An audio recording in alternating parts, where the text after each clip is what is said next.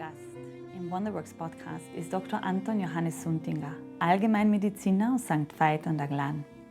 Er hat Medizin an der Karl-Franzens-Universität Graz studiert und verbindet in seiner langjährigen Tätigkeit schulmedizinisches Wissen mit Komplementärmethoden wie traditionelle chinesische Medizin, Neuraltherapie, funktionelle Myodiagnostik und Phytotherapie. Doch heute sitzt hier nicht nur der Arzt. Heute ist hier ein Mensch, der sich auf seinem eigenen Weg bewegt hat. Ein Mensch, der bereit war und ist, innere Räume zu öffnen, Fragen zuzulassen, Erfahrungen nicht nur fachlich, sondern existenziell zu durchdringen. Sein Zugang zur Medizin ist nicht nur ein methodischer, sondern ein persönlicher. Er spricht über die Macht der Gedanken, über Verantwortung im Heilungsprozess und über die innere Haltung, aus der heraus Heilung überhaupt erst Raum bekommen kann.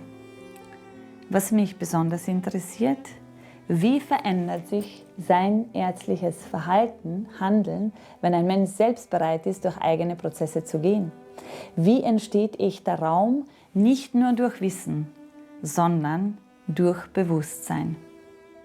Ich freue mich riesig auf ein Gespräch über Medizin und Menschlichkeit, über Wissenschaft und Selbstreflexion und darüber, was es bedeutet, nicht nur zu behandeln, sondern wirklich zu begleiten.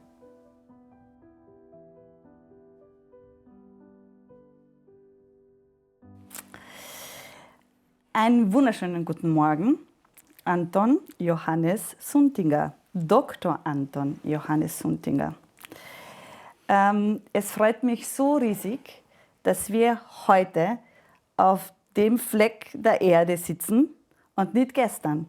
Weil ursprünglich geplant war es ja, dass wir uns gestern um 12 Uhr treffen. Und das Leben hat das anders gestaltet für uns. Ich war gestern bei einer Geburt und habe dann immer mehr gemerkt, dass ich vollkommen loslassen muss von dieser Vorstellung, wie schnell diese Geburt dauern wird. Und habe aber natürlich gestern geplant gehabt, den ganzen Tag Podcast zu drehen. Und dann habe ich gemerkt, nein, das Leben will, dass ich jetzt das alles loslasse und dass ich einfach im Fluss gehe und dann schaue ich, wie meine Umwelt auf das reagiert. Weil ich glaube, das Wesentlichste ist, wenn wir auf die Welt kommen, dass wir den Raum und die Zeit bekommen, die wir brauchen, Mutter und das Kind, dass das möglich ist. Das Gleiche sehe ich dann auch, wenn wir gehen. Und ich habe dich ja dann zweimal verschoben gestern, weil ich gedacht habe, okay, bis 2 wird es sich ausgehen. Und dann ging sich das auch nicht aus. Und dann habe ich weiß, ich bin dort in diesem Raum gestanden und es berührt mich jetzt zu Tränen und ich mir dachte, mein lieber Himmel, bitte lass es, dass der Anton am Sonntag kommen kann.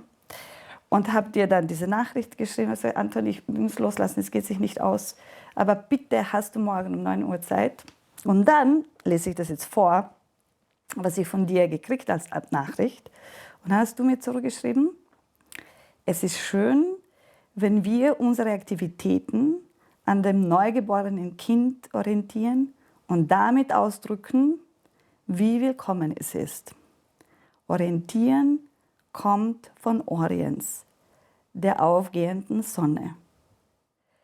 Und dann bin ich dort und es sind mir die Tränen in die Augen gekommen und ich sage, wie schön ist es, wenn man das Leben so betrachten kann und weiß, dass da viel was Größeres um uns herum ist, als wir vielleicht manchmal im Alter glauben. Und dann, in dieser Nachricht, dann konnte ich mich vollkommen entspannen und richtig dort im Fokus sein und den Raum halten, dass dieser junge Mann dann um 13:13 Uhr geboren werden konnte. Und so wie wir jetzt heute draufgekommen sind, hat sich das auch für dich sehr gut gefügt, weil wir uns am 3. Tag eines ganz besonderen Jubiläums eigentlich treffen in deiner Vita. Geboren bist du ja vor einigen Jahren als das 7. Kind im Mölltal auf dem Berg. Und heute sitzt du als ein unglaublich erfahrener, weiser Mann neben mir und ich freue mich auf alles, was du so teilen wirst mit mir. Wie dein Weg gegangen ist, wie kommt man als 7. Kind einer Großfamilie auf die Idee, ein Tal zu verlassen und woanders hinzuziehen, weil du nach Tanzenberg gezogen bist. Magst du das mit uns teilen? Vorher ist mir noch was eingefallen Ja. zu diesen schönen Ereignis gestern. Da Gestern, kommt ein ja, Kind bitte. auf die Welt und das bestimmt unseren Alltag. Gell?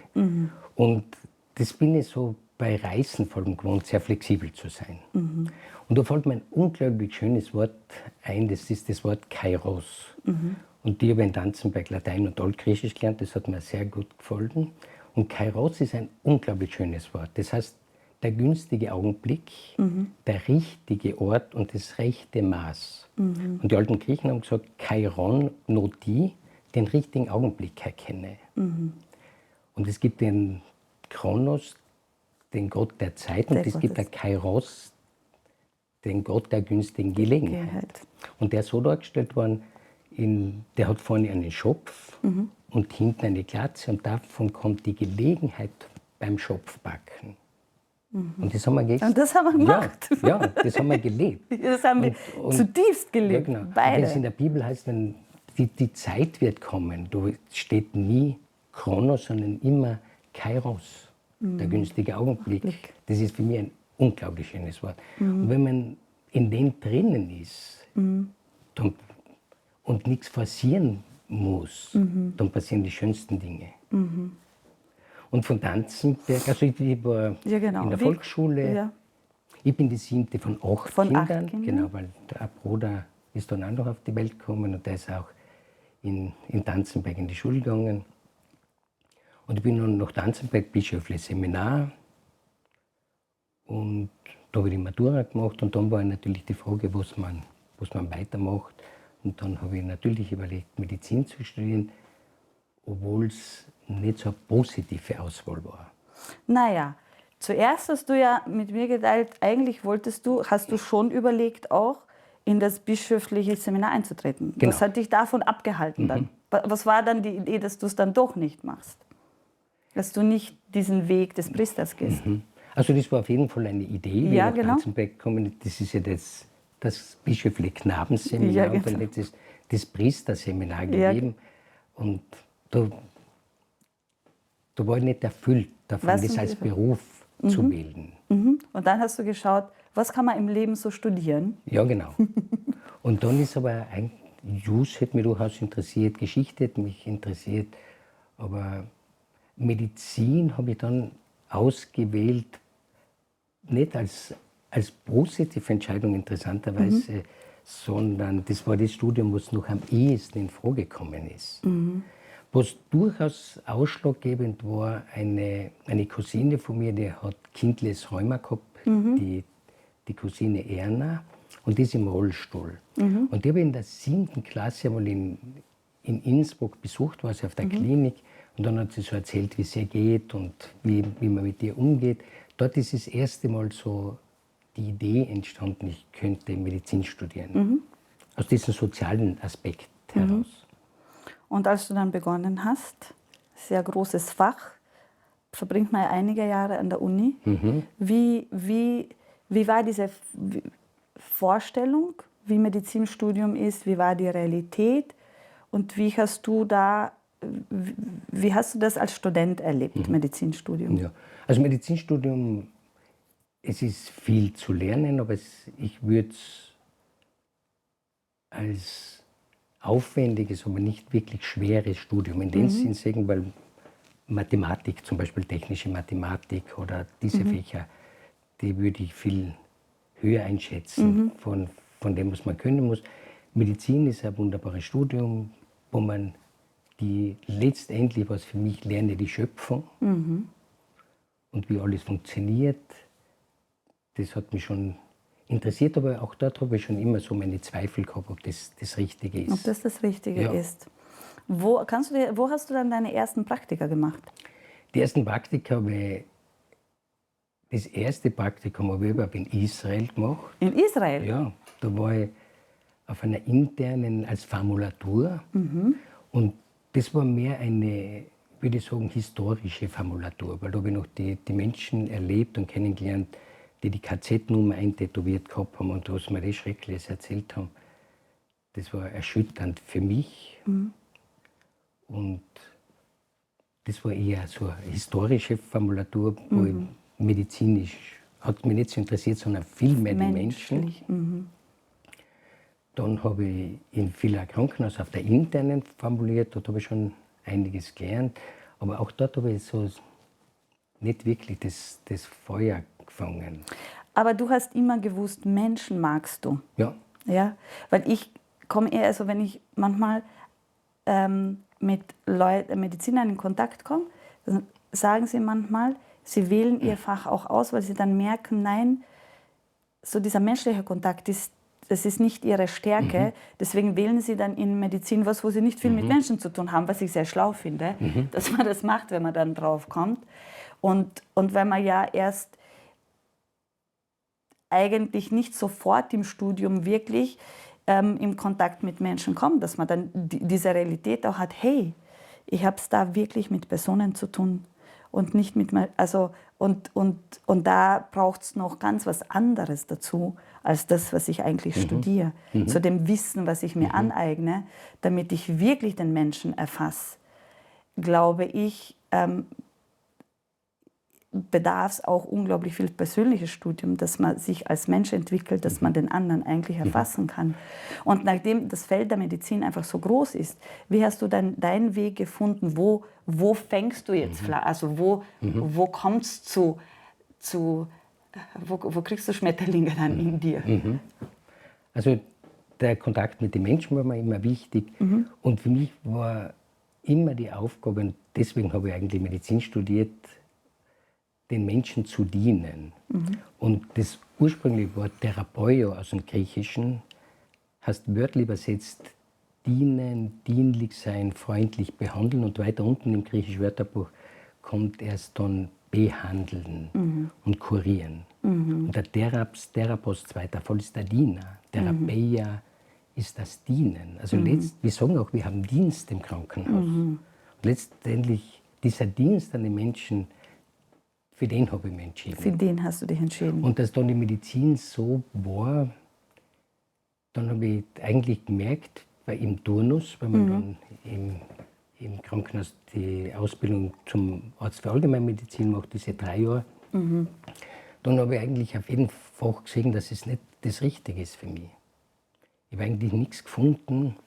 Und was bei mir noch dazugekommen ist, das ist mir dann bewusst worden, dass mein nicht vorhandener räumlicher Vorstellungssinn ein wirkliches Handicap ist in der Medizin. Weil wenn man diesen räumlichen Vorstellungssinn nicht hat, dann kann man keinen guten Ultraschall machen, dann kann man nicht operieren. Und somit ist so viel weggefallen, was ich eigentlich nicht kann.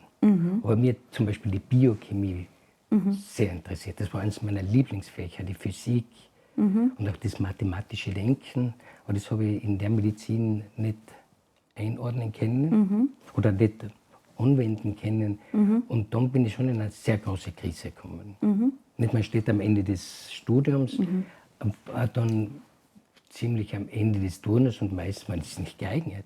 Und das ist nicht mangelndes Selbstvertrauen, sondern es ist ganz eine konkrete Einschätzung. Zum Beispiel du als Hebamme, du kennst ja den Darmschnitt und dieses Darmschnittnähen bei den Frauen, das war für mich sehr schwierig, weil ich dann nicht sehe, wie ja, du musst dreidimensional, ja, genau. also dreidimensionales Verständnis haben, damit du, und dann kannst du es haben, dann kannst du es anatomisch verstehen und nach einer Geburt vor allem.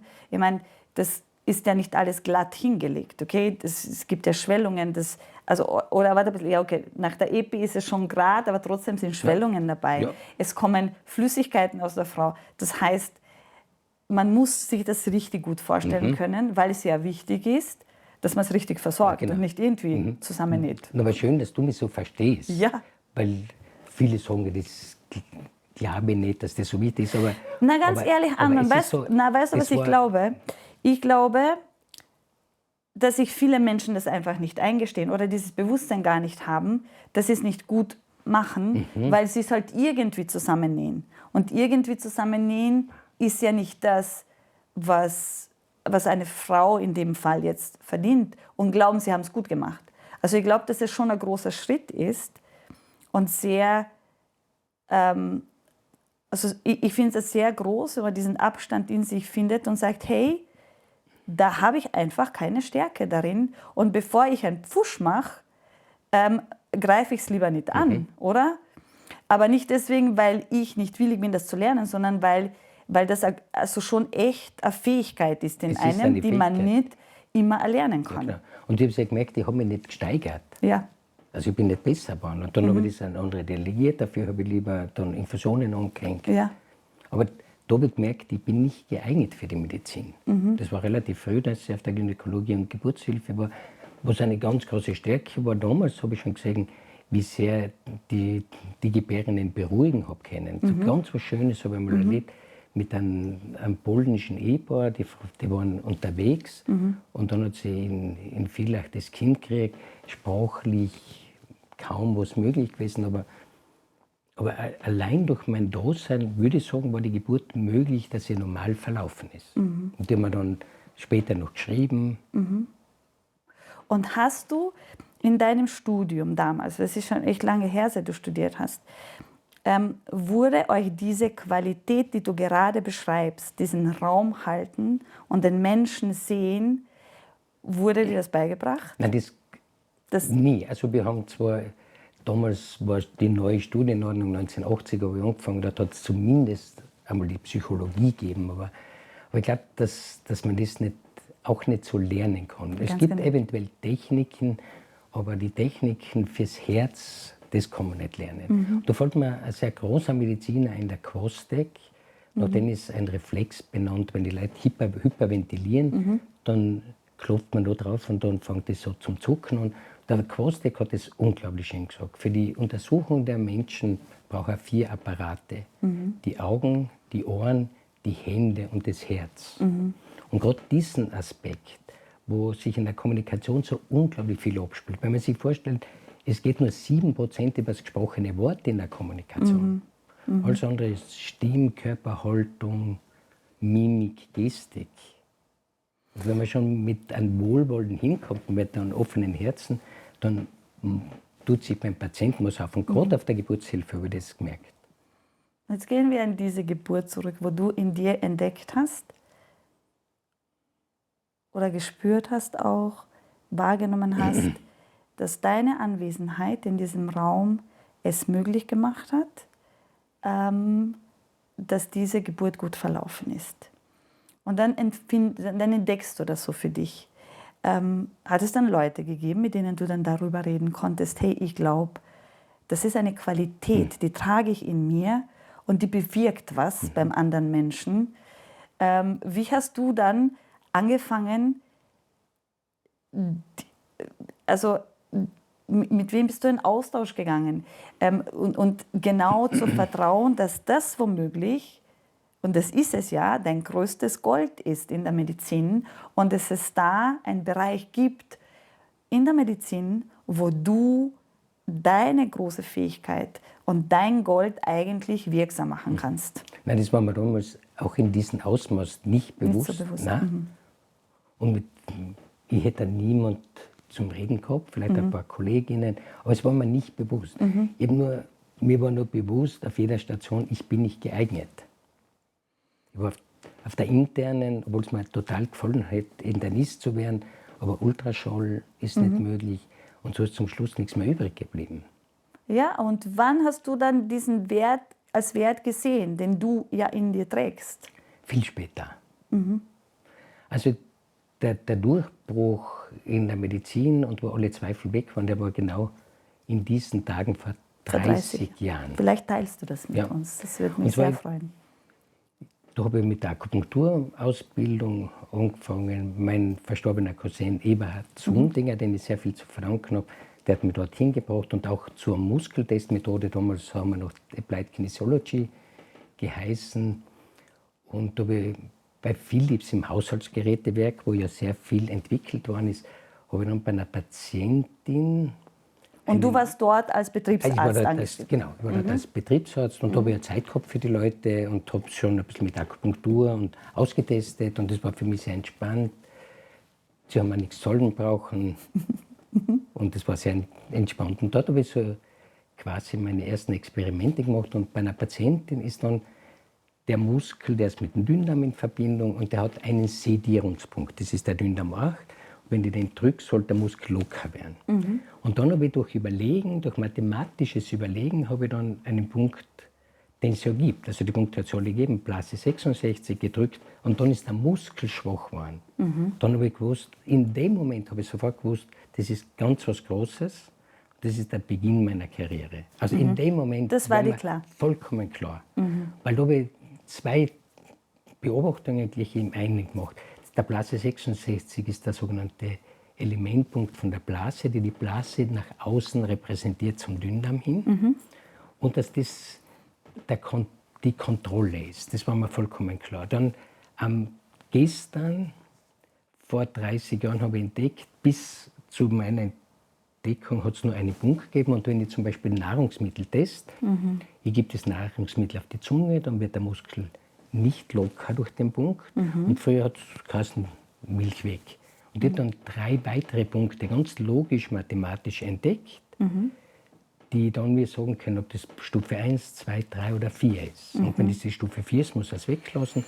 Wenn es 1 ist, dann braucht er es nicht weglassen. Das war eine unglaubliche Errungenschaft. Und heute, vor 30 Jahren, habe ich was entdeckt, was ich selber nicht für möglich eigentlich halte. Also für mich ist es tatsächlich Eingebung gewesen. Weil da habe ich ganz was Kompliziertes über die Mittag-Mitternachtsregel. Mittag-Mitternachtsregel heißt zum Beispiel, Leber und Dünndarm stehen sich gegenüber. Wenn der Dünndarm die maximale Zeit hat, von 1 bis 3 am Nachmittag, hat die Leber die minimale Zeit und umgekehrt. Und 1 bis 3 ist ja die Leber Maximalzeit. Weißt du was? Weil ich glaube, es hören uns Leute zu, die die TCM-Medizin vielleicht nicht so verstehen. Vielleicht ist es schön, wenn du vorher nur so ein bisschen einen Abriss machst, damit die besser folgen können, was du erzählst. Wie sieht die Medizin, aber also weißt du, wie sieht die TCM-Medizin den Menschen? Weil ja Elemente eingeteilt werden und vielleicht machst du einen kurzen Abriss, damit man mit diesen Begriffen dann was anfangen kann, wenn du drüber redest. Also was für mich das Wichtigste ist in der traditionellen chinesischen Medizin, sind die 5 Elemente. Ja. Das ist das Feuerelement, das ist das Erdelement, das ist das Metallelement, das ist das Wasserelement und das ist das Holzelement. Ja, genau. Und alle stehen in einer Verbindung miteinander. Zum Beispiel, dass immer das Vorelement die Mutter vom Nächsten ist. Das nützen wir beim Kochen nach den 5 Elementen. Kochen nach den 5 Elementen heißt, dass man jeweils die Geschmacksrichtung von jedem Element dazugeben. Wenn ich zum Beispiel einen Salat abmache und ich mache das in dieser Koch nach den 5 Elementen, so würde ich zuerst das Salz verwenden. Das Salz gehört zum Wasserelement. Dann sauer ist Holz, da würde ich den Essig dazugeben. Dann bitter einen Rosenpaprika, dann Erde ist süß und das Öl gehört dazu, dann würde ich das Öl und Metall ist scharf, dort würde ich den Pfeffer dazugeben. Und damit hat es eine andere Qualität. Das hat ein Yang-Gesieren, das Yang ist so die Energie, das stärkt quasi, oder das bringt mehr Energie hinein. Und da gibt es ganz fixe Regeln und ich habe nach den 5 antiken Punkten das alles herausgefunden. Und die antiken Punkte, die sind alle von den Fingerspitzen zur Ellbogen und Zehenspitzen bis zur Kniekehle. Und in jedem Element ist wieder ein Feuerpunkt, ein Erdpunkt, ein Metallpunkt, ein Wasserpunkt und ein Holzpunkt. Und die stehen auch in bestimmten Regeln miteinander. Und diese Regel habe ich zum Teil bestätigt und mit einem Kollegen, den Eugen Burtscher aus Dornbirn, der war für mich ganz ein wichtiger Wegbereiter auch, weil der hat dann auch noch was entdeckt und dann ist das System komplett geworden. Und dann ist das komplett. Und grundsätzlich, bevor du überhaupt zu dieser Entdeckung kommst, muss man ja schon auch sagen, vor 30 Jahren die Schulmedizin, also diese Flexibilität und Neugier zu haben, dass es zu Schulmedizin noch andere Zugänge der Gesunderhaltung und Genesung eines Menschen gibt. Und traditionelle chinesische Medizin war vor 30 Jahren jetzt nicht so, dass man, also das war schon was Exotisches. Ja? Wer hat dich dazu gebracht? Der Eberhard. Der Eberhard. Ja, ja. Und was war deine Faszination dann? Weil, also ich sehe schon, also als jemand, der Medizin studiert hat, braucht es dann wirklich einen Paradigmenwechsel auch, dass man sich traut zu sagen, okay, ich gehe aus diesem Konstrukt raus, mache einen Schritt raus und erlaube es mir, noch andere Zugänge zum Wissen zu erlangen, um den Körper und uns als Human Being eigentlich besser zu verstehen. Also für mich war so, mir war immer klar, es muss was anderes auch noch geben. Und vor allem, was mich dazu gebracht hat, die vielen Patienten, die scheinbar gesund sind, aber ordentlich Beschwerden gehabt haben. Zum Beispiel Bauchschmerzen und Müdigkeit und Magenschmerzen und bei der Haut was und alle Parameter in Ordnung. Ultraschalllabor, alles in Ordnung. Das war für mich nie logisch, dass der nichts hat. Und wo die Medizin so gut ist, ich bezeichne mich nie als Alternativmediziner, sondern als Komplementärmediziner. Ich möchte die Schulmedizin ergänzen und nicht ersetzen. Weil das, was ich kann, ich freue mich so über die Errungenschaften und was alles möglich ist. Und wo die Medizin das nicht findet, ist genau von der gesunden bis der kranken Zelle ist der Weg so weit. Und wenn diese Schwelle überschritten ist, dann findet man im Ultraschalllabor, CT, ja, genau. MR, Und dazwischen, dieser Zwischenraum. Dazwischen. Da finden die Homöopathen was über Anamnese, die Osteopathen finden da was, die traditionell chinesischen Mediziner finden da was. Ich finde was durch Muskeltest. Wir fangen da an und die Medizin fängt da an. Und wenn das schon überschritten ist, dann findet man wenigstens was. Aber dann zu diesen Menschen zu sagen, sie hätten nichts, das stimmt nicht. Ja. Die richtige Aussage wäre, wir finden nichts. Ja, genau. Und wann hast du dann entdeckt für dich? Also war das das, was du gerade erzählt hast, diese Errungenschaft vor 30 Jahren, dass du deinen Fokus in der Medizin genau in diesen Zwischenraum hineinlegen magst und dass das ist, was dich interessiert und wo du deine Energie und dein Herz hineinlegen möchtest, zu erforschen, was für Möglichkeiten hast du da, diesen Raum bei Menschen zu füllen, bevor schon Sachen sichtbar sind. Du war natürlich schon, dass ich mit dieser Ausbildung zur Applied Kinesiology, jetzt heißen wir funktionelle Myodiagnostik, das funktionell kommt von mir. Wirklich? Das Myodiagnostik. Bist du aktiv auch, weil da gibt es ja... Ja, ich unterrichte. Du unterrichtest auch? Ich unterrichte Phytotherapie und Akupunktur in dieser Gesellschaft. In dieser Gesellschaft. Also und das habe ich schon, dass ich Narbenstörfälle schon behandeln konnte und so, das war ja schon. Aber für mich hat sich da plötzlich eine neue Welt aufgetan, ein Kosmos. Und das Wort Kosmos aus dem Griechischen, das heißt ein wunderbares Wort. Kosmos heißt die Welt, das heißt auch die Ordnung. Und ich habe eine vollkommen neue Ordnung entdeckt, die ich nachweisen habe können mit Muskeltest und der ist immerhin wissenschaftlich bewiesen, jetzt voriges Jahr worden. Und es hat sich eine neue Welt aufgetan. Und auch das Wort Kosmetik kommt von diesem wunderbaren Wort, weil Kosmos auch Zierde, Schönheit, Zierde heißt. Und das hat sich für mich eine neue Welt aufgetan.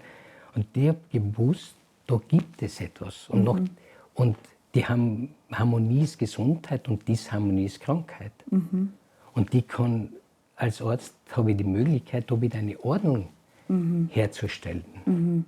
Und das war alles synchronisierter ist wieder, oder? Im Endeffekt geht es ja immer darum, dass Gleichgewicht und Synchronizität eigentlich in uns besteht und aus uns auch mit dem Universum oder wie immer man das bezeichnen mag.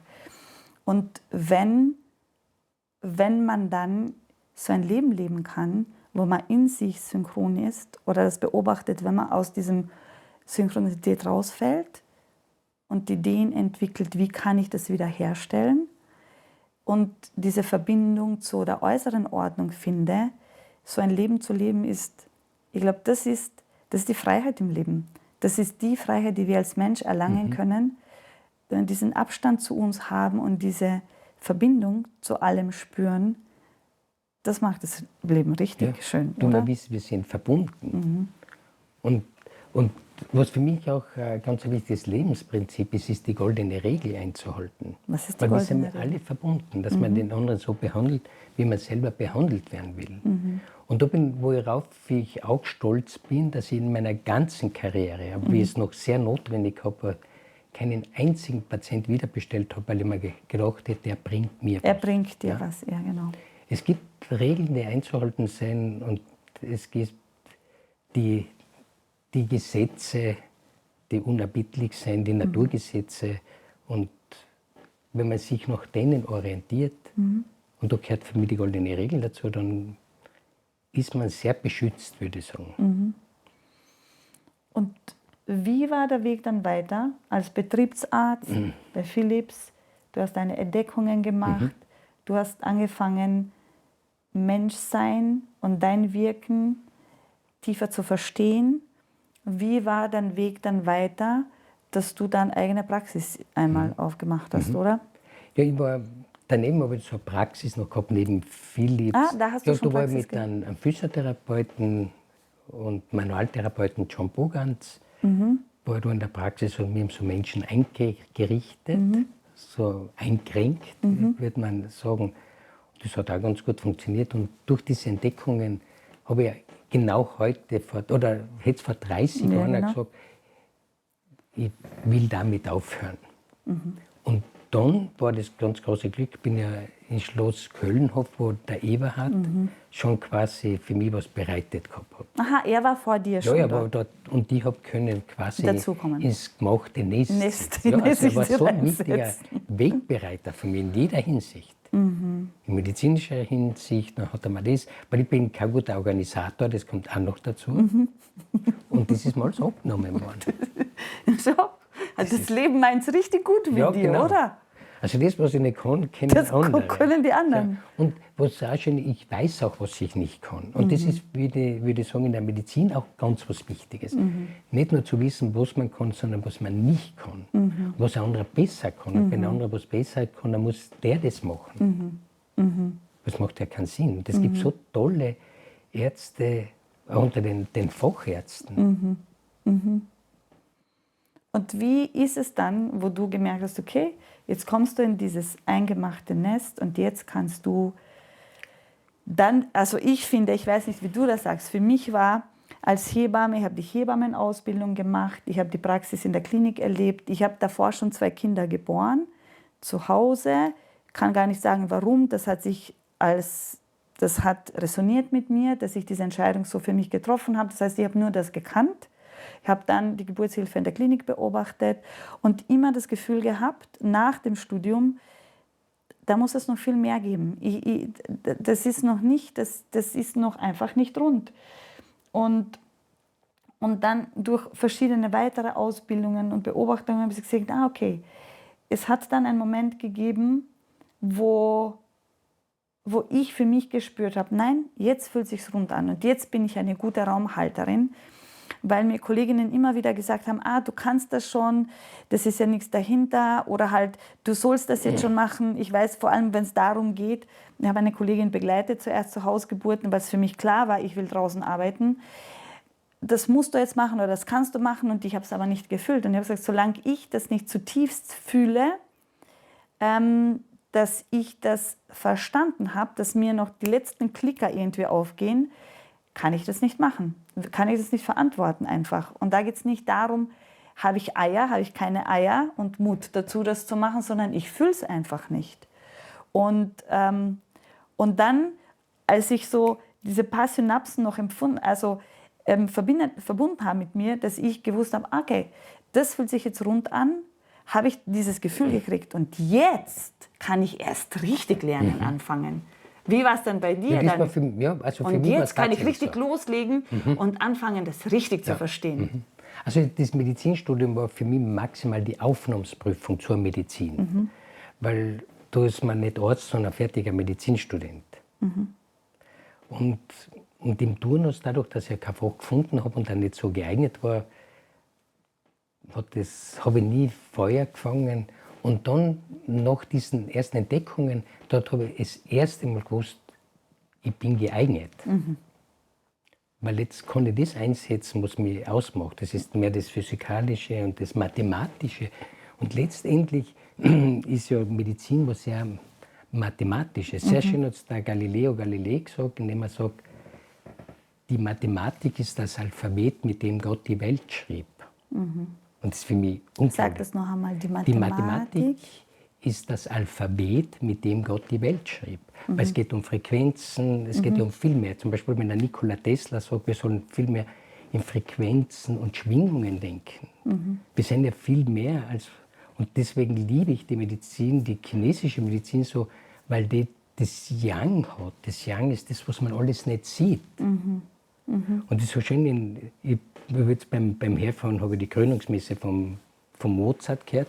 Und wenn es da im Credo heißt, das ist für mich immer so schön, weil dieses Unsichtbare, das ist das Qi, das sind die Chakren, das ist das, was man alles nicht messen kann. Und wenn es dann heißt, Credo in unum Deum, ich glaube an den einen Gott, Patrem omnipotentem, allmächtigen Vater, und dann heißt Factorem Coeli et Terrae, Schöpfer des Himmels, des Yang, deres Yin, und Visibilium omnium et invisibilium, aller sichtbaren und unsichtbaren Dinge. Das ist für mich so schön, dass das dort drin vorkommt.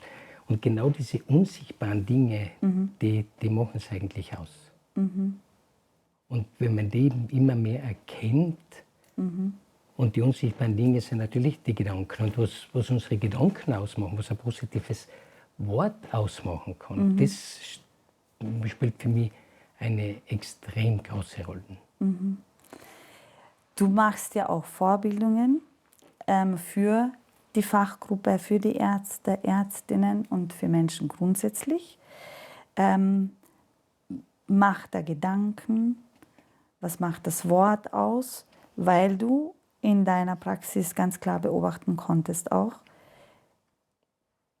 dass es einen manuellen Teil gibt, wo du dein Wissen hineinbringen kannst, aber dann an Grenzen stoßt, wenn es Blockade im anderen gibt und er diese Möglichkeit für sich gar nicht öffnet, in seinen Gedanken. Wenn ein Patient, Patientin in eigenen Gedanken die Möglichkeit nicht öffnet, sagen wir jetzt, dass er gesund werden kann, dann wird es auch für den Arzt schwierig. Ja, weil wenn er ein Programm in sich genau. hat, wo er immer so dieses Negative programmiert, das ist dann schwierig. Und man darf nicht vergessen, was die Gedanken für einen Einfluss auf den Körper haben.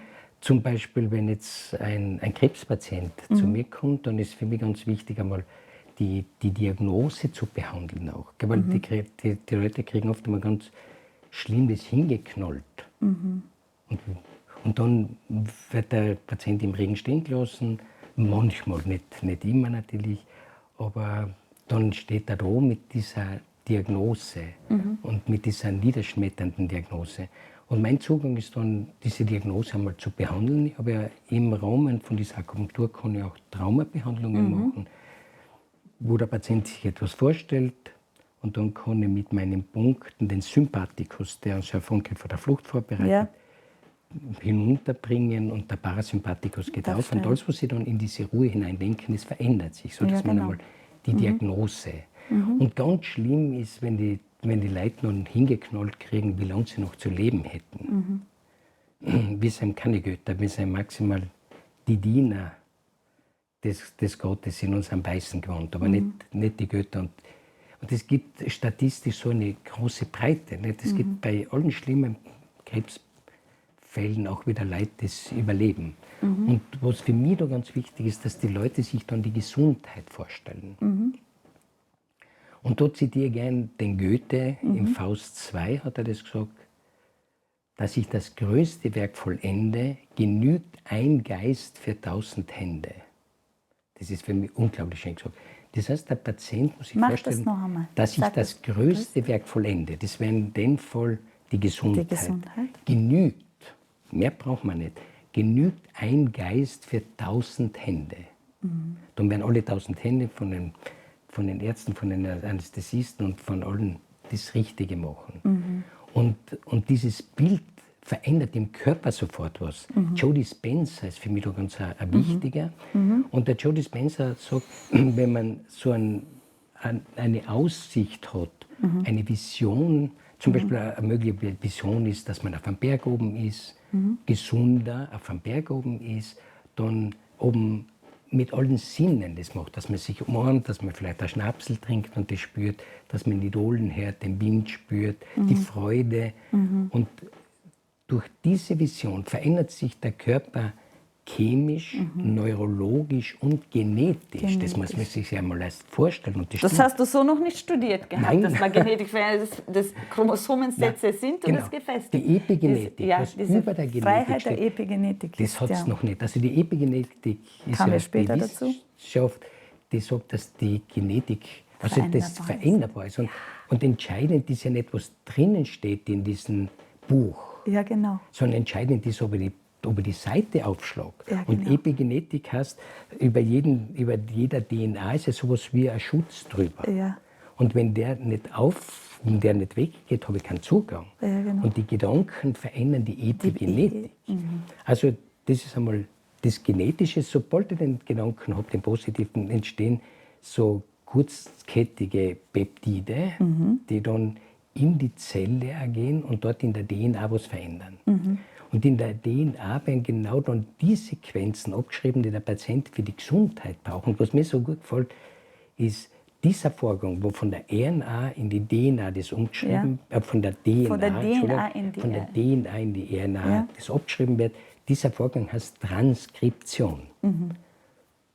Umschreiben, weil wir haben DNA und RNA haben nicht die gleichen Buchstaben. Und da wird dann die Messenger-RNA, Messenger ist die Boten-RNA. Und diese Boten-RNA geht dann vom Zellkern ins Zellmilieu und da werden die Eiweiße aufgebaut dann an den Ribosomen. Und dieser Vorgang, und das gefällt mir unglaublich gut, der biologische Name für diesen Vorgang heißt Translation, Translation. Und man kann wirklich sagen, und das Wort heißt ja viel mehr im Griechischen, das heißt ja die Idee viel mehr. Und das Wort ist Fleisch geworden.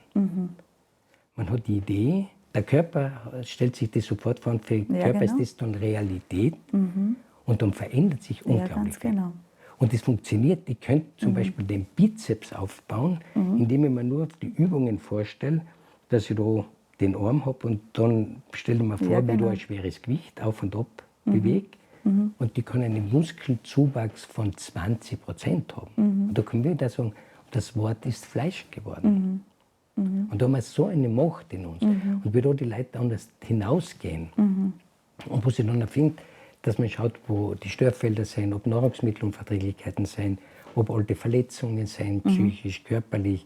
Also quasi wie eine Ordnung wieder hineinbringen. Kosmos. Kosmos ist die Ordnung. Und das spielt so eine große Rolle. Und was für mich auch wichtig ist, wenn der Patient mit etwas daherkommt, für mich ist alles, was ich finde, und ich finde ja sehr viel mit Muskeltests zum Beispiel, wenn der Patient da herhaltet und der Muskel wird schwach, dann braucht er bei der Leber was. Und ich würde niemals sagen, die Leber arbeitet nicht richtig oder die Leber ist kaputt oder sowas. Die Leber braucht eine Unterstützung. Und das ist ein wesentlicher Unterschied. Man muss sofort die Lösung haben. Und in dieser Ausbildung zu dieser funktionellen Myodiagnostik gibt es ganz einen wichtigen Begriff, das ist Therapielokalisation. Also wenn ich da auf eine Narbe hingreife und der Muskel wird schwach, heißt das positive Therapielokalisation. Und dann testet er ein Mittel aus, ein lokales Betäubungsmittel, und der wird wieder stark. Also Therapielokalisation heißt, ich suche überall, wo ich finde, die Therapie. Das heißt nicht Schadenslokalisation. Und das ist für mich ein wesentlicher Teil, dem Patienten das zu vermitteln, dass es Lösungen gibt. Und mit diesen Lösungen bewirkt sich im Körper sehr viel. Und umgekehrt natürlich, wenn eine niederschmetternde Diagnose, dann wird genau das Gegenteil im Körper stattfinden. Da wird nicht was Gutes abgeschrieben, sondern wird was Schlechtes abgeschrieben. Und deswegen heißen meine Vorträge die Macht der Gedanken und nicht die Kraft. Weil Macht heißt, dass ich was Schlechtes machen kann damit.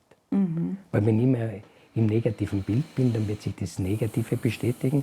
Wenn ich im Positiven bin, wird sich das Positive bestätigen, weil jeder Gedanke eine Frequenz hat. Und dass das in uns passiert, dass wir verstehen, lernen dürfen, es kommt nicht von außen. Die Sachen, die wir im Außen erleben, das kommt nicht von außen. Das passiert alles in uns. Und wir dürfen uns jeden Tag entscheiden, kreieren wir die und haben ein bisschen Abstand zu innen oder laufen wir das Programm ab und lassen das einfach in uns geschehen, ohne dass wir ein Bewusstsein darüber haben. Und ich traue mich so in meinem Bereich zu sagen, je mehr ich Bewusstsein in mich hineingekriegt habe, durch alles, was in meinem Leben war und noch immer ist, noch tiefer, also indem ich in Selbstreflexion immer wieder gehe und das in mir spüre und trainiere und da immer tiefer gehe, konnte ich auch den Menschen, die zu mir kommen, kann ich diesen Raum in ihnen überhaupt öffnen. Ich kann diesen Raum ja für den anderen nicht öffnen, wenn ich ihn nicht selbst in mir öffne. Und was für eine Dimension sich dann öffnet, wie ich das Feld halten kann und wo ich den Menschen hinführen kann, wenn er sich selbst erlaubt, dort auch hinzugehen. Und was für ein, also und das, ich bezeichne das dann, das ist für mich die Magie des Lebens. Wenn ich mir erlaube, diesen Raum in mir zu betreten und immer mehr Licht hineinzubringen, zu verstehen, dass mir selten jemand anderer im Weg steht, außer ich selbst, mit dem, was mein Gehirn da kreiert, plus was es alles schon gespeichert hat. Es war mir, bis ich mich angefangen habe, wirklich mit Traum auseinanderzusetzen, nicht dieses Bewusstsein darüber, dass alles im Körper gespeichert ist, was wir jemals erlebt haben. Und zwar nicht nur wir, sondern unsere Mütter, unsere Vorfahren, dass das in unserer Zelle ist und dass das ein Teil von uns ist und dass es dann sehr ignorant wäre zu sagen, das geht mir alles nichts an, wo ich herkomme, wer mich umgibt. Das ist einfach alles ein Teil von ihr. Und dann fängt man an zu verstehen, dass wir alle so ineinander verwoben sind, dass es gleich, also das ist also das unglaublich ist, oder? Wenn man dieses Erlebnis, diese Idee in sich dann zulässt, wow, wie das alles verbunden ist. Und wie schön dann das Leben erst wirklich sein kann, wenn man diese Freiheit in sich eigentlich entdeckt. Und also habe ich die totale Freude, wenn ich das von dir höre, dass das möglich ist und das ist möglich. Und viele Leute können das nicht leben, aber wir müssen sie dorthin führen. Aber so wie du das sagst, wir sind alle eins. Und wenn ich was Schlechtes tue, tue ich letztendlich mir auch was Schlechtes. Und ich habe dann erst so mit der Zeit auch angefangen zu verstehen, ich kann im anderen Menschen, der zu mir kommt,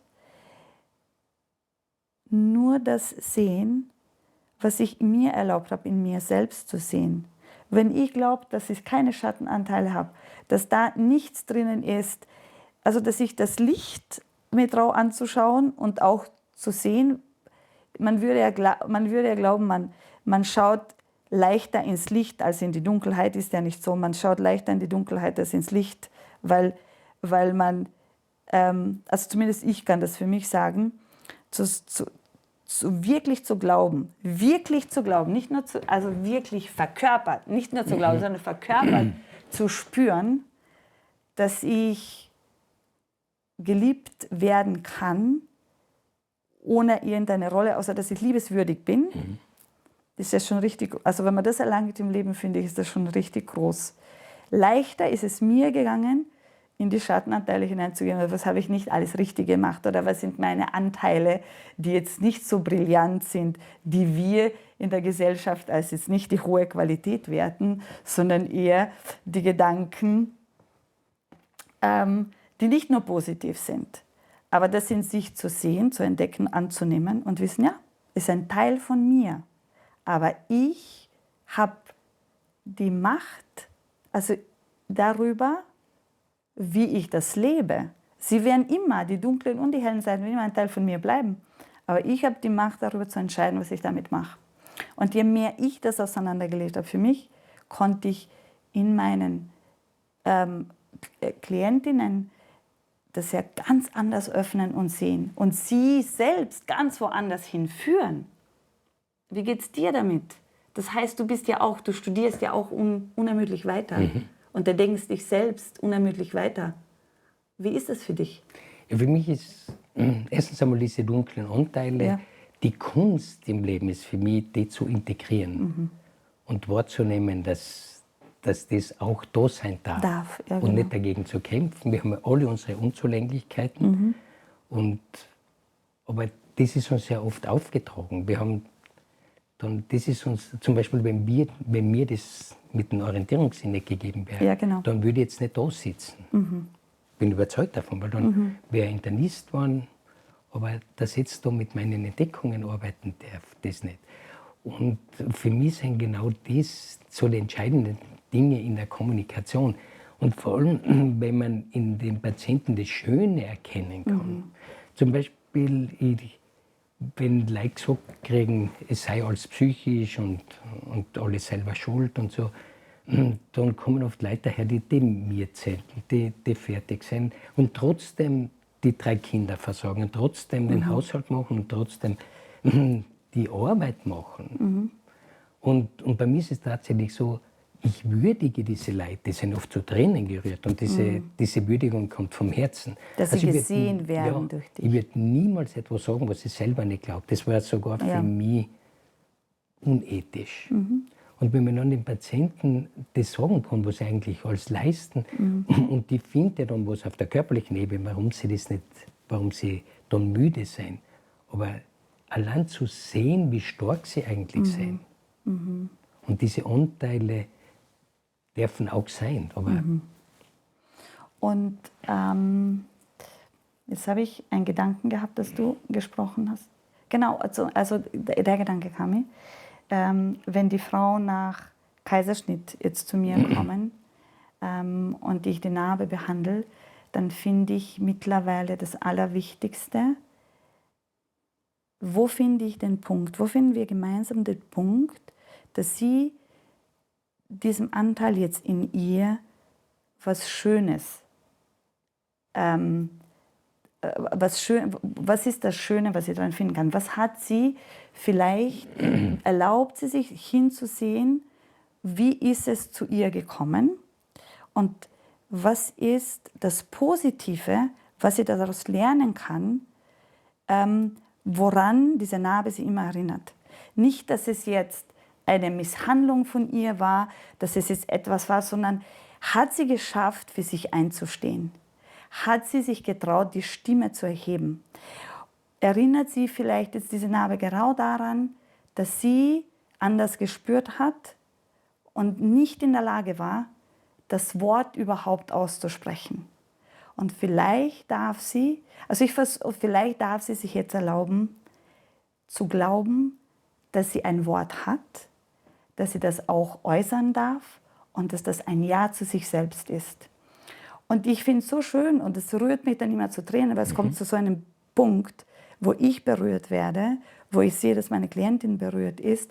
Und dann weiß ich, jetzt haben wir diesen Punkt getroffen und da weiß ich, diese Narbe wird nie wieder ein Störfaktor in ihrem System sein, sondern diese Narbe wird immer Erinnerung daran sein, dass sie immer wieder einen Schritt zu sich macht. Und ich glaube, genau das ist es auch, oder? Das ist sehr schön, ja. Was du früher... Und zwar gerade bei den Kaiserschnittnarben und Kaiserschnitt selber haben oft einmal die Frauen das Gefühl, sie hätten versagt. Versagt, ja genau. Und dass man ihnen das wegnimmt, dass man sagt, sie hat alles bestens gemacht.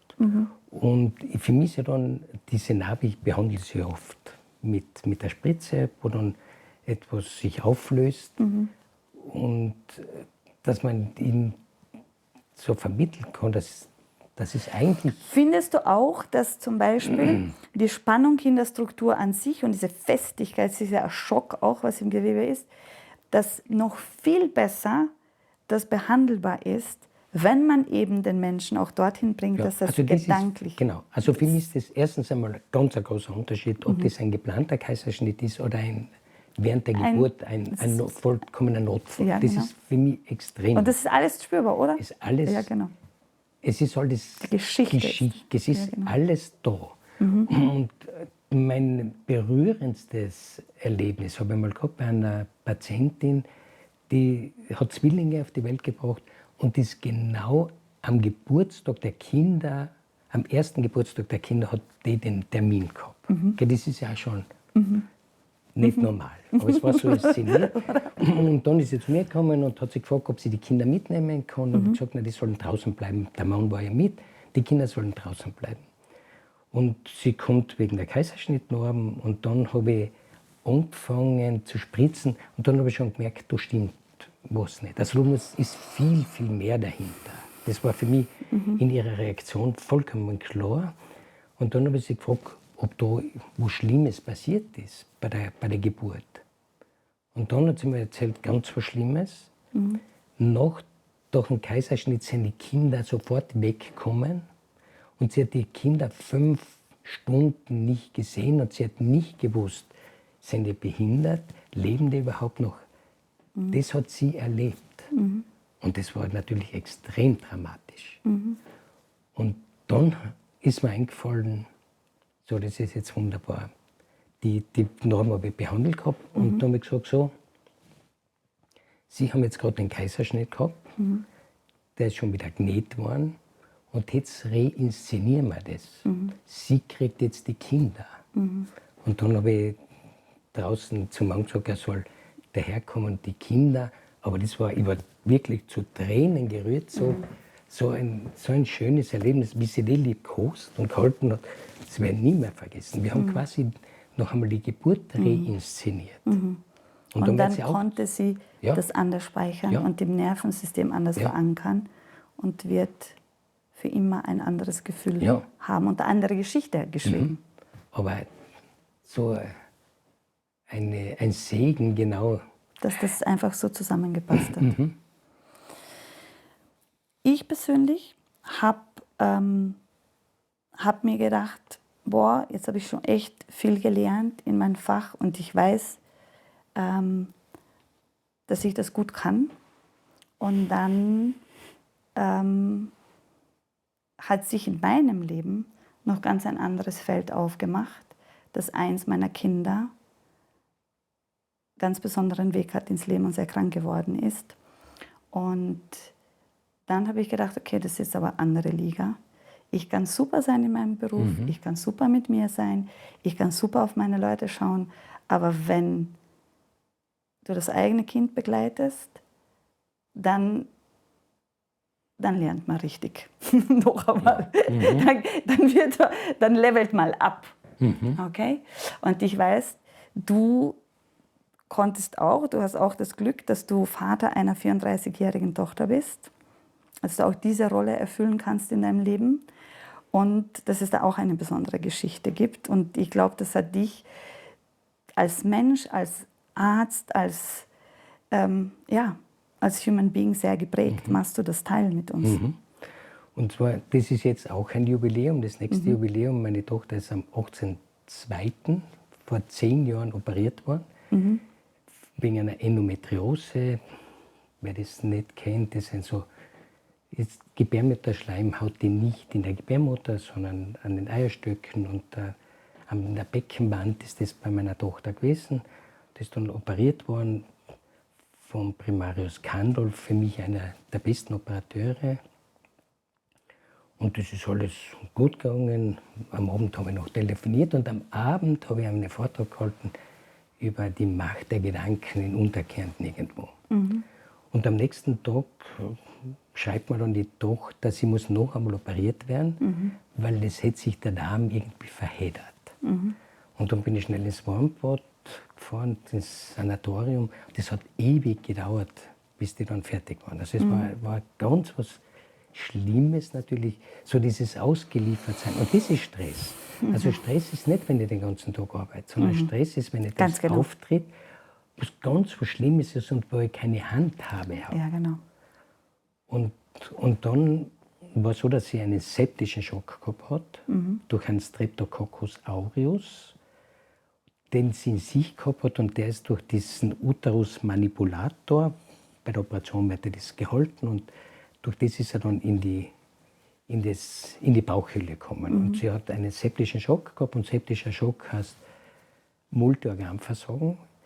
Die Gefäße werden komplett geöffnet, das heißt, das Blut wird nicht mehr in den Gefäßen gehalten, und wenn das nicht gehalten werden kann, dann stirbt man eben. Und bei der Tochter, die war wirklich zwischen Leben und Tod, komplett gesund hineingegangen und dann auf einmal in einen lebensbedrohlichen Zustand, dann ist sie in Tiefschlaf gekommen, und wir haben wirklich gebangt. Dann hat er schon überlegt, eventuell die Gebärmutter herauszunehmen. Damals war sie 24 entsprechend.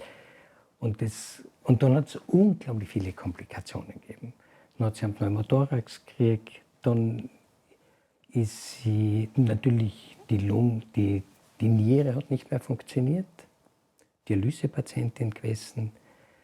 GOT ist ein Leberwert, der so bei 44 je nach Labor normal ist. Aber es ist nicht nur Leberwert, der war 6400. Also es war eine Extremsituation. Und was da mein Zugang war. Ja, genau. Weil da bist du kein Arzt. Da bin ich kein Da Arzt. bist du nur noch. Da ist das sogar negativ. Weil dann ist mir noch mehr klar, welche Auswirkungen das hat. Und dann ein Freund von mir hat dann gesagt, wie es mit Bild, was ich habe. Dann ist mir das Bild der Heilung eingefallen. Und das hat mich extrem aufrechterhalten. Das Bild der Heilung war, die Sarah hat in England einmal studiert, und da haben wir sie dann besucht, und wir waren in der britischen Nationalbibliothek, und dort ist der Händel, das Original vom Messias ausgestellt, mit dem aufgeschlagenen Halleluja. Und ich war vorher schon einmal in England und wollte sehen, dann ist es verliehen gewesen, und da waren wir auf einem Karfreitag, wollten wir hin, da war die Bibliothek geschlossen, wahrscheinlich als einziger Tag im Jahr, wo das geschlossen ist. Und da habe ich quasi noch eine Rechnung offen gehabt. Und dann war mein Bild der Heilung, ich bin mit der gesunden Sarah dort in der Nationalbibliothek. Ich kenne den Ort, weil damals war nur der Messias mit seinem aufgeschlagenen Halleluja nicht dort. Und das war mein Bild der Heilung. Bei allem, was passiert ist, habe ich mich immer mit der Sarah gesehen, wie sie umarme, so das Spüren, die Freude in diesen Raum drin. Und das hat mich dermaßen aufrechterhalten. Und wie dann die Sarah munter geworden ist, habe ich gesagt, Sarah, bist du einverstanden? Wenn du gesund bist, dann fliegen wir nach London und wir schauen uns den Messias an, also damals das Original.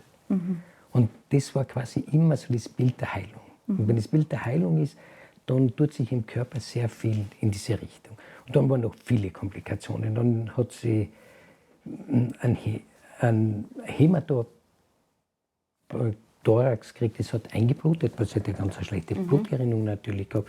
Und hat damit mit einem Spezialtransport nach Klagenfurt kommen, um dort auf der Herz-Thorax-Chirurgie noch operiert zu werden. Dann war sie in Klagenfurt lang auf einer unglaublich guten Station im Klinikum. Der Lika leitet ja das, und der Oberarzt unglaublich, wie die sich bemüht haben und wie das gut war von den Besuchszeiten. Das war wirklich extrem, extrem perfekt. Wie ist es dann? Wie war es dann für dich als Mensch, in dieser Situation zu sein? Was ist dieses Bild der Heilung? Und wie konntest du für dich den Raum halten? Also durch dieses Bild. Durch dieses Bild. Also ich habe immer das Bild vor mir gehabt, und ich habe es für möglich gehalten. Und was immer, wenn ich noch im Tiefschlaf war, auf dem Krankenbett quasi, habe ich immer, da gibt es in der Bibel eine Stelle, aber sprich nur ein Wort, dann wird mein Kind gesund. Und du hast aber nicht nicht Logo und ein Wort, sondern mit einem Wort. Und das habe ich dann immer aufgesagt, im Original. Alamono pe Logo, Kaya Desetai, Bais, Mu oder Sarah. Weil das hat für mich noch mehr über das Glück gehabt, dass ich das lernen habe dürfen. Und das habe ich hunderte Male wie ein Mantra aufgesagt. In Berührung mit ihr. Also ich glaube, dass gerade dieses Bild der Heilung sehr viel, und die vielen Gebete, es gibt ja tatsächlich auch den Nachweis, dass die Gebete helfen. Bist du ein gläubiger Mensch? Ja. Ich würde sagen, ich bin ein sehr spiritueller Mensch. gläubig, ja. Und es gibt sogar Untersuchungen, dass Gebete helfen. Hat man in Amerika 2 Gruppen von Patienten gehabt, die eine Gruppe, für das gebetet worden und für die zweite nicht.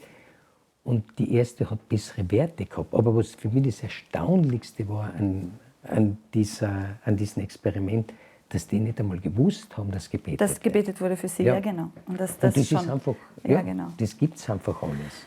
Ich habe auch mal oft auf der Intensivstation gewesen, die letzten Jahre. Mein Sohn hätte ein paar Mal gehen können. Boah. Und nach der letzten OP, wir haben ganz viele Wellen sind wir geritten. Und dann habe ich gesagt, weißt du was, jetzt die Möglichkeit, das ist jetzt so oft gehabt, es ist einfach offensichtlich noch nicht deine Zeit. Und wir glauben, also wir können das einfach loslassen. Also jetzt hast du 5-mal bewiesen, es ist noch nicht deine Zeit. Also leben wir einfach weiter und machen einfach weiter. Und das hat mich persönlich, also dieses Raumhalten für ihn, was nach wie vor wichtig ist, hat mich noch einmal viel breiter, viel tiefer und viel weiter als Hebamme gemacht, als Mensch, als Hebamme. Und ich finde, dass das war noch so ein Schritt in mir, dass ich meine Klientinnen oder Leute, die auch nicht schwanger zu mir kommen, einfach ganz anders sehen kann und ganz anders diesen Raum für sie aufmachen kann. Würdest du das bei dir auch sagen, dass das dich zum noch wertvolleren Menschen und Arzt gemacht hat? Ja, noch zum Freudigeren. Weil wenn man denkt, dass mir ist die Tochter wieder geschenkt worden, also wirklich das Gefühl gehabt, sie wird mir wieder geschenkt. Und ich habe das jetzt so als zweite Geburt tatsächlich gesehen. Ja. Und was auch war, der Primarius Kandolf, ein Freund von mir, der hat immer so geschätzt, dass ich nie einen Vorwurf gemacht habe. Weil ganz im Gegenteil. Weil die landläufige Meinung war ja, vielleicht ist was daneben gegangen, vielleicht hat sie dann kein reingekriegt. Genau das Gegenteil ist der Fall. Wenn er sie nicht operiert hätte und wenn er nicht erkannt hätte am nächsten Tag, dass da was nicht stimmt, obwohl das CD in Ordnung war, das Labor in Ordnung war, trotzdem hat er sie nochmal aufgemacht. Also somit hat er ihr das Leben gerettet. Und dann wird so, und da in Klagenfurt, und auch die Anästhesisten dort, der Primarius Heim, alles erfahrene Anästhesisten. Was heißt es für dich, Vater zu sein? Für mich ist es eine wunderbare Möglichkeit, einmal das Leben physisch weiterzugeben. Das ist für mich ganz eine schöne Möglichkeit. Und wenn ich dann sehe, was daraus geworden ist, aus diesem kleinen Geschöpf, was dann geworden ist, das ist einfach eine unglaublich große Freude und sie ist so gut entwickelt. Ja, wirklich eine Freude, ist es. Ja. Auf was bist du stolz in deinem Leben? Auf die Tochter und auf diese Entdeckungen. Weil diese Entdeckungen, das ist wirklich ganz was Neues in der Medizin. Das hat es vielleicht einmal früher gegeben, weil es so die antiken Punkte sind.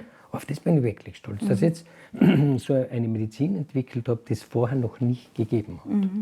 Und die wirklich effektiv ist. Ich will ich brauche oder will auch keine Werbung machen, aber es ist Doch. auserwähnt, vor allem auch, wie die Menschen berühren kann und vor allem in der Traumatherapie. Ich mache quasi bei jedem Patienten eine Traumatherapie.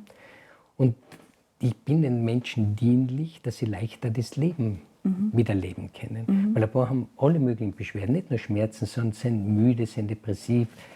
Und wenn man dann was verändern kann und heilen tut sich ja das System selber. Selbst, ja, genau. Das ist für mich immer ganz wichtig zu sagen, dass Nicht du erstmal, genau, sondern du. aber ich bin der Du bist ein Funke, Ja, dass genau. das überhaupt springen kann. Genau, in also ein ich kann System.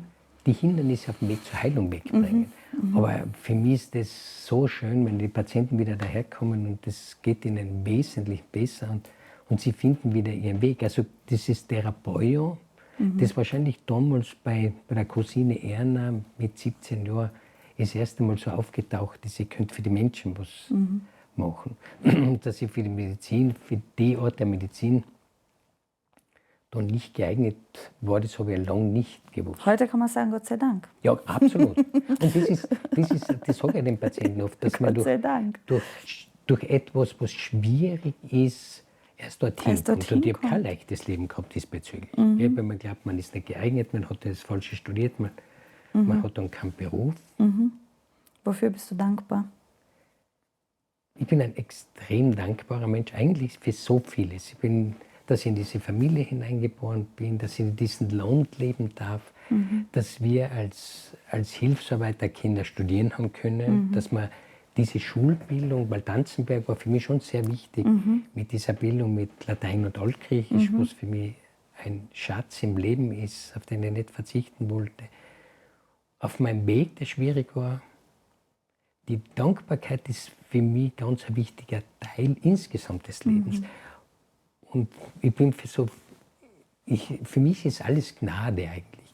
Und ein wunderschönes Wort, wenn ich bei der Dankbarkeit bin, ist das lateinische Wort gratia. Gratia heißt Anmut, das Graziöse, die Grazien kommen davon. Dann das nächste ist die Dankbarkeit. Und in den lateinischen Messen, wie es dort heißt, gratias agimus tibi, wir sagen dir Dank. Und im Lateinwörterbuch steht Dankbarkeit, aber auch Erkenntlichkeit. Und für mich ist das ein wunderschönes Wort. Erkenntlichkeit heißt für mich, mich erkenntlich zu zeigen und etwas weiterzugeben. Wenn ich zum Beispiel merke bei Patienten, dass sie es nicht leisten können, dann sage ich, das kriegen sie aber jetzt nicht von mir. Das ist mir wichtig, weil wenn ich was gebe, dann ist es nicht von mir, sondern ich bin nicht der Brunnen, ich bin der Brunnen, aber nicht die Quelle. Die Quelle. Und ich gebe nur etwas weiter, was ich bekommen habe. Und dann können sie es annehmen. Also Erkenntlichkeit ist für mich die aktive Form der Dankbarkeit. Und die dritte Bedeutung ist Gnade. Ave Maria Gratia plena, voller Gnade, dort kommt es vor. Und Gratie ist der sechste Fall, heißt mit Gnaden. Und gratis kommt davon. Also für mich ist es tatsächlich so, alles, was ich habe, ob das mein Haus ist und Auto, und das ist alles Gnade, es ist mir alles geschenkt worden. Ich habe nicht das Gefühl, ich hätte schwer erarbeitet, das ist Geschenk. Und deswegen bin ich für alles dankbar. Ich bin schon fürs Frühstück dankbar, und die Dankbarkeit ist für mich die beste Grundhaltung. Weil der Trick der Dankbarkeit wäre zusätzlich, dass man durch die Dankbarkeit ja immer das Positive anzieht. Und bei dem Ja, genau. Das ist, finde ich, zügig, wenn du sagst, der Trick der Dankbarkeit, damit man sich das einfach ins Leben holen kann. Und bei den Jammerern ist genau das Gegenteil. Also es gibt Leute, die sagen, Jammern hilft nichts. Ich sage, Jammern schadet. Weil man ja immer in diesem Programm ist. Und was wünschst du dir? Also ich wünsche mir, dass ich immer mehr den Patienten helfen kann, dass ich noch viele Erkenntnisse habe, um allen Patienten zu helfen. Weil ich habe da ganz eine einfache Rechnung, bevor ich nicht allen Menschen helfen kann, kann ich zu wenig. Ach, zu wenig. Dass das so, und was auch in meiner Medizin sehr schön ist, dass ich die Patientensprache beherrsche. Und nicht nur, dass ich jetzt die medizinische Sprache kann und dann die Ausdrücke übersetze, sondern dass ich die Patientensprache verstehe. Zum Beispiel, wenn ein Patient sagt, du verstehst ja auch die DCM und das ist eine eigene Sprache. Wenn der Patient sagt, er hat schwere Beine und es sind keine Ödeme eindrückbar, dann hat er mit dem Milz-Pankreas-Meridian ein Problem. Oder wenn er sagt, er wird zwischen 1 und 3 munter, dann sagt er, schau bei meiner Leber nach. Oder wenn er sagt, er spürt die Kälte bis zum Knochen, dann hat die Niere was, auch wenn die Nierenwerte in Ordnung sind. Also die Patientensprache zu verstehen, ist mein Lebensziel. Das ist dein Leben, das wünsche Und nicht irgendwelcher Reichtum. Also das ist für mich, Geld ist nett, wenn man es hat, weil ich würde nicht auf die Idee kommen, irgendwas noch zu kaufen, eher zu verschenken. Aber das Ziel ist, immer mehr in dieser Freiheit zu leben. Und das Arbeiten ist echt eine Freude. Ich bin am Abend überhaupt nicht müde. Und wir müssen bei dir, wenn du deine schönen Sachen erzählt hast, immer war so ein schönes Lachen in mir, weil ich kenne das und der Freude, dass du das hast. Auch das Gefühl zu haben, man kann was. Das gibt sehr viel Freiheit. Sehr viel Freiheit. Aber das heißt noch nicht, dass das alles ist. Ja, genau. Ja, Also genau. die Zufriedenheit ist nicht etwas, wo man aufhören will, Ja, genau. sondern dass man sieht, was man hat. Was man ja. hat. Und das kann ja, und das sage ich ja den Patienten, wenn die Patienten wieder daherkommen, wo sich verändert hat, ein paar sagen, ja, viel ist nicht besser geworden. Dann frage ich, wie ist es mit den Bauchschmerzen? Ja, die sind weg. Ja, und die Rückenschmerzen, die sind auch weg, aber die Schulter tut noch weh. Ja, genau. Und diesen Patienten vermittle ich dann, dass sie einmal hergehen und das sehen, was sie schon haben im Leben. Und das ist die Kunst. Ich spiele zum Beispiel ein bisschen Orgel und ich habe es aber nie richtig erlernt, aber ich spiele jeden Tag meine 4 Lieder vor der Arbeit, so als Morgenbetrachtung, würde ich sagen. Und ich vergleiche mich nicht mit dem Domorganist, sondern ich vergleiche mich mit dem, was ich vorher können habe, nämlich nichts. Ja, genau. Und das mache ich immer. Ob ich eine Sprache lerne, in der Medizin, ich sehe immer, was ich schon habe und nicht den Mangel. Das Glas ist halb voll und halb voll heißt, das, was hineinkommen ist und das halb leer ist, was herausgezogen wird. Oder wenn ich zum Beispiel, ich sage oft den Patienten, ich bin einer der besten Berggeher, den ich kenne. Aber ich kenne aber sonst niemanden. Genau. Aber warum ich echt gut bin, ich sehe immer, was ich schon habe. Ja. Und nicht wie weit es noch fehlt, sondern wo. Wow. Ja, genau. Und wenn ich mit wem mit bin, der vielleicht nicht so weit kommt, dann sind wir so weit gekommen. Und nicht das Defizit. Und das mache ich ja bei der Diät, wenn es die Leute sagen, sie sollen die Milch weglassen oder die Rohkost. Und da sage ich immer, aber sie sollen immer sehen, was sie schon erreicht haben. Und nicht verboten, sondern vermeiden. Und dass sie dann nur, wenn sie 100% gegessen haben und auf 20% reduzieren, dass sie sehen, dass sie 80% erreicht haben. Das ist so eine wesentliche Einstellung. Ich wünsche es dir vom Herzen, dass deine Wünsche in Erfüllung gehen.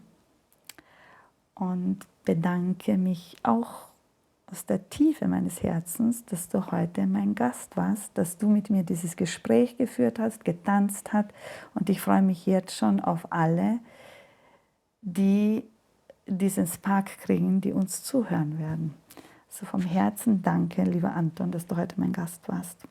Ja, und ich sage dir danke für die Möglichkeit, weil ich habe da tatsächlich viele frohe Botschaften eigentlich zu verkünden. Eigentlich schon. Und das ist, ich bin nicht Priester geworden, aber die frohen Botschaften bist du aber trotzdem. Die frohen Botschaften Ja, kann ich verkünden. Ja, genau. Und diese frohen Botschaften sind sehr, würde ich sagen, empirisch. Das heißt, so wie die Erfahrung ist, wie Patienten denken, dass das dann tatsächlich funktioniert. Und nicht so dahergeredet, sondern es beruht auf Erfahrung. Und auch Erfahrung in meinem Leben, auch mit der Tochter, wie es bei der läuft. Ja, aber auf jeden Fall danke für die Möglichkeit. Sehr gerne. Vielleicht treffen wir uns wieder.